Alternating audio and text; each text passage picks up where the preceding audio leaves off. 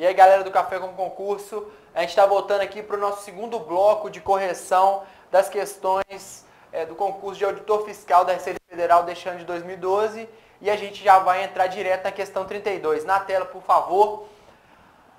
A progressividade no tempo das alíquotas do IPTU prevista na Constituição Federal como medida de política pública que busca dar efetividade à função social da propriedade caracteriza-se pela extrafiscalidade. Está querendo condicionar comportamentos. A finalidade primeira da progressividade das alíquotas do IPTU não é arrecadatória, ela é regulatória, que é desestimular os proprietários de imóveis a terem imóveis que não realizam sua função social, que é abrigar uma residência, abrigar um imóvel comercial ou industrial, que é desestimular os proprietários a se valerem da especulação imobiliária para o ganho fácil, tá certo? Isso acaba por gerar distorções no ambiente urbano. Para evitar esse comportamento, coloco aí o caráter regulatório, né, coloco a progressividade das alíquotas do IPTU no tempo, tá certo? Vamos para a questão 33, que está falando sobre um imposto municipal também, que é o ISS, e ele está querendo saber, né, que está querendo que você encontre a afirmativa incorreta.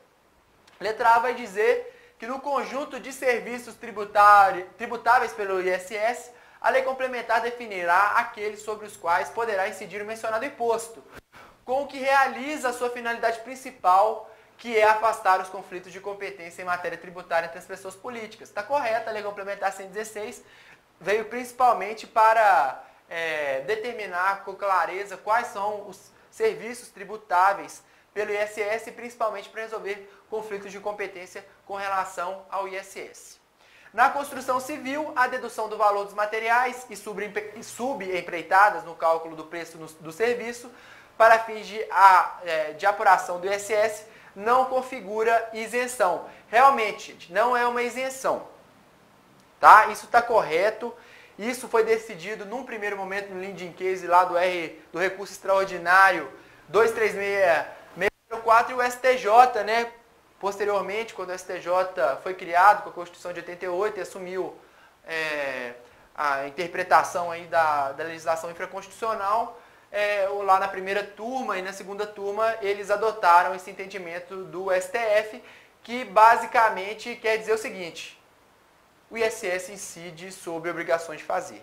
Obrigação de dar não envolve a tributação pelo ISS e, gente, os materiais, né, e subempreitadas, eles não configuram, né, os materiais eles não configuram obrigação de fazer, são obrigações de dar anexas a uma obrigação de fazer, e o ISS, portanto, vai incidir somente sobre o serviço, que é uma obrigação de fazer.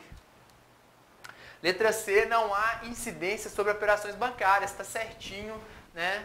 Não está previsto lá na lei complementar 116 e o precedente é o RE, é o recurso extraordinário 361.829. A letra D vai falar que serviços de públicos, cartorários e notariais são imunes à incidência do ISS, não são. O STF, uma ADI bastante conhecida, 389, disse que, apesar de prestar serviço público, mas ao mesmo tempo buscarem um lucro, né, devem recolher o ISS, julgando constitucionais os itens, né, relativos na lista anexa, que é o 21 e o 21.1. E realmente eu acho que serviço de registro público aqui no Brasil é meio que são, né, anormalidades. São anormais, presta serviço público, né? Antes tinha aquela questão hereditária e somente o oficial do cartório que presta serviço. É uma mistura que eu acho que não funciona bem, não. Tanto que tem uns cartórios que faturam, né, muito e outros que são deficientes, então acho que o sistema é um pouco anômalo. Não gosto desse sistema, não. E tanto refletido que como eu vou tributar, né, um serviço público e ele é de fato tributado e quem acaba pagando isso ao final de contas é o próprio contribuinte, né?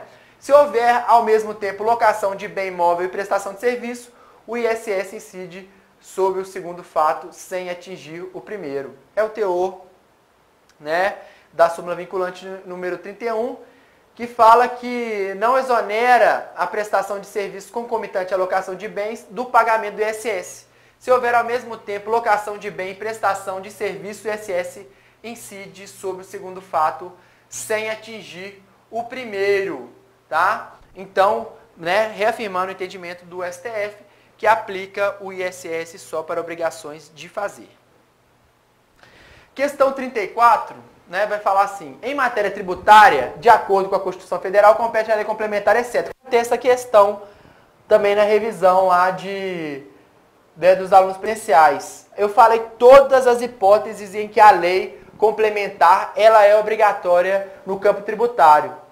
E, gente, por uma vicissitude, por uma escolha da ESAF, ela preferiu trocar um termo, o que transformou a letra A em que tornou a alternativa A falsa. Está falando lá no artigo 146 da Constituição que é regular as limitações constitucionais ao poder de tributar, e a questão trouxe instituir. Quem institui limitação constitucional ao poder de tributar é só a Constituição. Né? A letra B está falando, dispor sobre obrigação, lançamento, crédito, prescrição e decadência tributários, que quem trata disso é o CTN. A letra C falando sobre critérios especiais de tributação, com o objetivo de prevenir desequilíbrios ocorrentes, 146A. Letra D, dispor sobre adequado tratamento tributário ao ato cooperativo praticado pelas sociedades cooperativas, 146, inciso 3, letra C, a linha C. E estabelecer tratamento diferenciado e favorecido para as microempresas e para as empresas de pequeno porte, inclusive regimes especiais ou simplificados, 146, 3, a linha D. Questão bem tranquila. 35. Sobre o decreto em matéria tributária, assinale a opção incorreta. Em geral, possui a mesma normatividade da lei, desde que não ultrapasse a alçada regulamentar de que dispõe o Executivo. Né?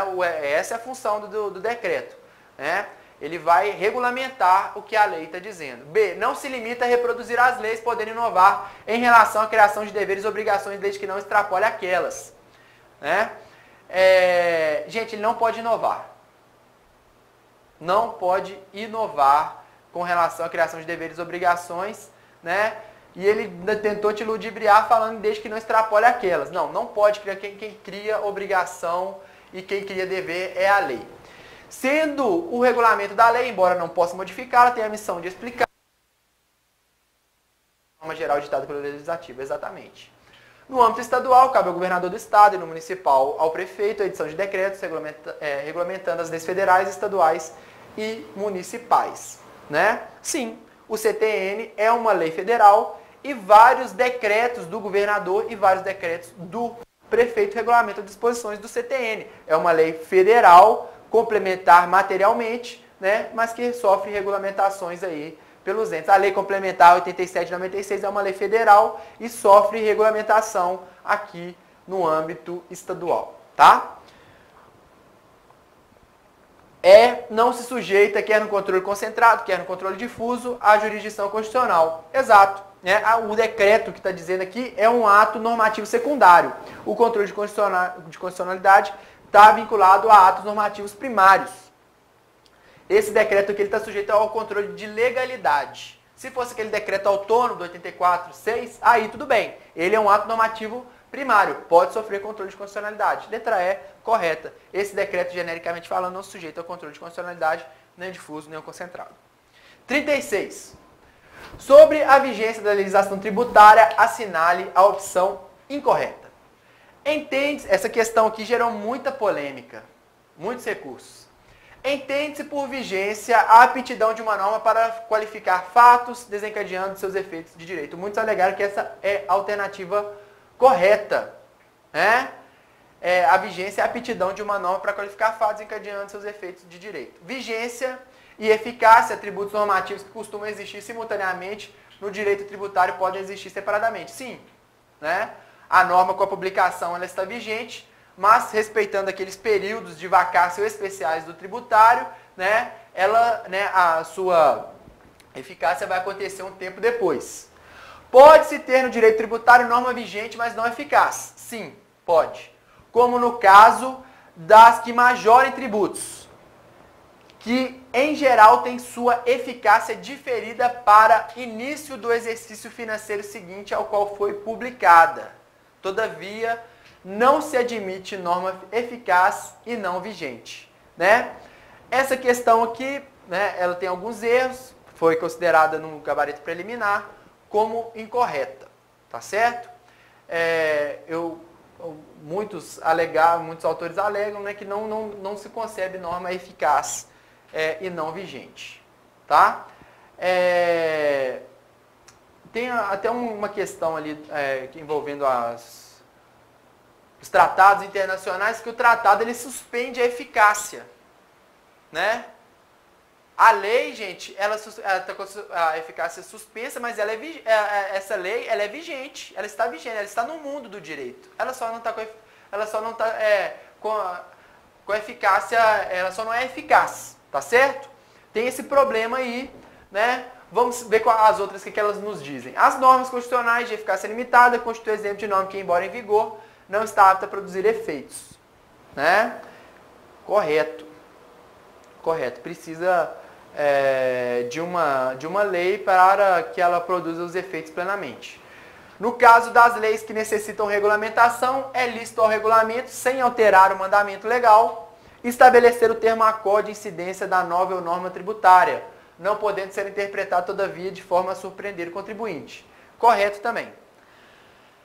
Gente, vigência é entrada no mundo do direito, é o nascimento da norma. A vigência se dá com a publicação. No direito tributário, com a publicação, a norma está vigente, mas ainda não é eficaz, não produz efeitos por respeito ao regulamento temporal próprio da seara. A eficácia pode estar suspensa por liminares ou tratados internacionais, mas a norma continua vigente e não eficaz. Por isso que a letra C é correta, muitos alegaram que é uma questão que deveria ser anulada, porque a letra A também está correta. 37, o CTN determina que se proceda a interpretação literal, sempre que se estiver diante de legislação tributária que disponha, entre outros, sobre autorização. Tal regra permite as seguintes conclusões, com exceção de: ainda que a interpretação literal preconizada pelo CTN tenha como objetivo evitar interpretações ampliativas, não se admite, porém, interpretação que venha a ser mais restritiva que a própria lei. Correto. Né? A interpretação literal, ela não quer dizer nem mais nem menos que a lei. É o que a lei quer dizer. Nem mais restritiva, a interpretação pode ser nem mais restritiva nem ampliativa. A busca do real significado, sentido e alcance do benefício fiscal não configura ofensa à mencionada regra. Sim, não configura, né? É o que se quer com uma interpretação literal. Sua aplicação veda o emprego da analogia, mas não impossibilita uma interpretação mais ampla, né? Muitos alegaram que essa alternativa ela é incorreta, porque uma interpretação mais ampla é uma interpretação extensiva e não pode ser considerada no direito tributário, tá? O emprego da analogia não poderá resultar na exigência de tributo não prevista em lei, né? Muitos basearam aí o seu recurso nesse artigo. A requalificação de verba em razão de seus elementos essenciais, para fins de reconhecê-la isenta, em detrimento da terminologia adotada pela legislação previdenciária, é da força desta regra. Essa é a alternativa que a ESAF considerou como correta. Tal regra não constitui norma geral de interpretação da legislação que dispõe sobre deduções de despesa na determinação da base de cálculo de tributos, né? Gente, deduções de despesa na determinação da base de cálculo de tributos, elas são interpretadas restritivamente também, né? É uma questão bem confusa. Eu realmente não entendi como o ESAF, né, com toda a qualidade que lhe é peculiar, pôde colocar uma questão dessa, né? 38. Na hipótese da ausência de disposição legislativa expressa, está a autoridade competente para aplicar a legislação tributária a utilizar-se da equidade, por expressa autorização do Código Tributário Nacional. Sobre essa, podemos afirmar, sua utilização é permitida, por exemplo, nos casos em que o legislador não previu limitação temporal a reduzir seu percentual mensal de modo a evitar o confisco.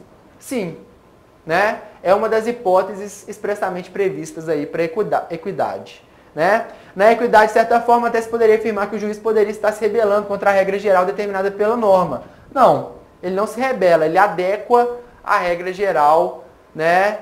E ele faz uma adequação, na verdade, faz uma aplicação de justiça, né, se valendo da regra geral. Pode ser encarada como meio de suprir a falta de norma adequada ao caso singular. Todavia, não pode ser vista como uma forma de amortecer essa norma. É verdade, né? O juiz só faz uma adequação. Pela equidade, aproxima-se do conceito de justiça real, né? É muito polêmica, algumas pessoas fizeram alguns recursos, né? Mas não sei se a ESAP vai anular por isso, por considerar a letra A e a D corretas. Sua natureza consiste em corrigir a lei nas vezes em que esta se mostrar inadequada ao caso concreto em razão de seu caráter geral. Não, na verdade, ela é adequada ao caso concreto, mas ela gera uma distorção que tem que ser corrigida, né? A letra A não está correta, não. A ESAP considerou a letra A como correta. 39. Sobre a relação entre obrigação e crédito tributário, assinale a opção incorreta. A. A relação tributária é uma relação obrigacional cujo conteúdo é uma prestação pecuniária em um dos polos está o devedor e no outro o credor. Obrigação e crédito pressupõem um e outro. Certinho, tranquilo. A obrigação, quando surge, já se estabelece em favor do sujeito ativo. A ela corresponde o crédito e vice-versa. Quando o CTN diz do surgimento da obrigação com o crédito tributário e da constituição do crédito com lançamento, quis, na verdade, referir-se ao crédito formalizado, certo, líquido e oponível ao sujeito passivo. Certinho, muitos autores preferem usar o termo formalizado, né? Ao invés de dizer que o crédito tributário é constituído pelo lançamento. Letra C. Embora a obrigação e crédito privado, dois aspectos da mesma relação, o direito tributário houve por distingui-los. A obrigação como um primeiro momento na relação tributária de conteúdo e sujeito passivo ainda não determinados e formalmente identificados, o crédito como segundo momento na mesma relação que surge com o lançamento. Certinho. O CTN fez essa escolha sim, né? Letra D. De acordo com o CTN, o lançamento possui natureza constitutiva da obrigação tributária e declaratória do respectivo crédito tributário. O declaratório, né, é que está errado. Ela é constitutiva do crédito tributário, segundo o CTN, né? O que constitui a obrigação tributária, na verdade, é a realização do fato gerador. A obrigação tributária corresponde o direito de proceder-se ao lançamento. A obrigação tributária, né, ela faz com que o Estado tenha o direito de proceder ao lançamento e constituir o crédito tributário, né? Letra D é a resposta. 40. Sobre as obrigações tributárias acessórias, assinale a opção incorreta. Cantei essa questão, falei, mostrei uma tabela, diferença entre obrigação tributária acessória e principal, né? Vamos lá. Lá eu falei nas turmas presenciais. As multas aplicadas pela Receita Federal do Brasil, decorrentes do descumprimento de obrigação acessória, detêm caráter tributário e são incluídas nos programas de parcelamento de débitos fiscais. Sim. Né? As obrigações acessórias, né, pelo seu descumprimento, geram pagamento de multa e podem ser incluídas em parcelamento de débitos fiscais. O gozo de imunidade de benefício fiscal não dispensa o titular de cumprir as obrigações tributárias acessórias, que estão obrigados quaisquer contribuintes, nem aqueles sujeitos passivos em que o crédito está com exigibilidade suspensa. Todos eles permanecem obrigados a cumprir a obrigação acessória, ou seja, de acessória não tem nada, porque ele independe da principal. Esse nome não foi o mais feliz aí, né, lá na época de 66, né, na época da edição do CTN. O sujeito passivo na obrigação acessória transforma-se em longa-manos da administração pública, no sentido que pratica atos que seriam próprios da administração, com o intuito de auxiliá-la em sua função fiscalizatória e arrecadatória. Sim, a obrigação acessória, ela também é chamada de obrigação instrumental, dá instrumentos para que o Estado possa fiscalizar e arrecadar os tributos com mais eficiência. O cumprimento por determinado sujeito de obrigação acessória não condiciona a obrigação tributária principal. Sim, não condiciona, são independentes. Posso ser imune e ter que cumprir com a obrigação tributária acessória, né? Nesse caso, não vou ter que cumprir com a obrigação tributária principal. E letra E, a criação de obrigação acessória, sem específica, expressa autorização legal, importa em usurpação da competência legislativa do Poder Legislativo. Questão até bastante simples, né? Você tinha que saber que a obrigação tributária acessória não está na lei tributária, lei ato formal do Poder Legislativo, né? Ela está na legislação tributária, que inclui também os decretos. A obrigação acessória pode ser instituída por ato infralegal. Letra E, resposta correta, tranquilo. 41. Sobre a elisão fiscal, assinale a opção incorreta. Distingue-se da elusão fiscal por ser esta expressão utilizada para designar a prática de atos ou negócios com base em um planejamento tributário lícito, né? Gente, a elusão fiscal, ela não é uma conduta lícita. Temos a elisão, a evasão e a elusão. A elusão consiste em, né, simular um fato e para evitar o pagamento de tributos. A elisão é lícita, né, e decorre de um planejamento tributário de acordo com as leis e por isso a letra A está correta. E a evasão fiscal é o não pagamento ilícito de tributos. A letra B diz assim: tem como sinônimo a simulação, que consiste em uma discrepância entre a vontade real e a vontade declarada pelas partes. Não, isso aqui está se referindo à elusão fiscal. Então, por isso ela está incorreta. Letra B. A elisão abusiva deve ser coibida por ofender o sistema tributário criado sobre as bases constitucionais da capacidade contributiva e da isonomia tributária. Sim, né? A elisão abusiva não pode ser aceita, porque senão eu posso ofender o princípio da capacidade contributiva. Ou seja, quem pode contribuir, não contribui, e quem deveria contribuir, se valendo da elisão, acaba por não contribuir, ofendendo a isonomia. Né? Tá certinho. Letra D. Para fins de sua configuração, tem grande utilidade a análise do Business Purpose Test. Vocês estão vendo que meu inglês é muito bom, né? Do direito tributário norte-americano, que aceita como lícita a economia fiscal, que além da economia de imposto, tem um objetivo negocial explícito.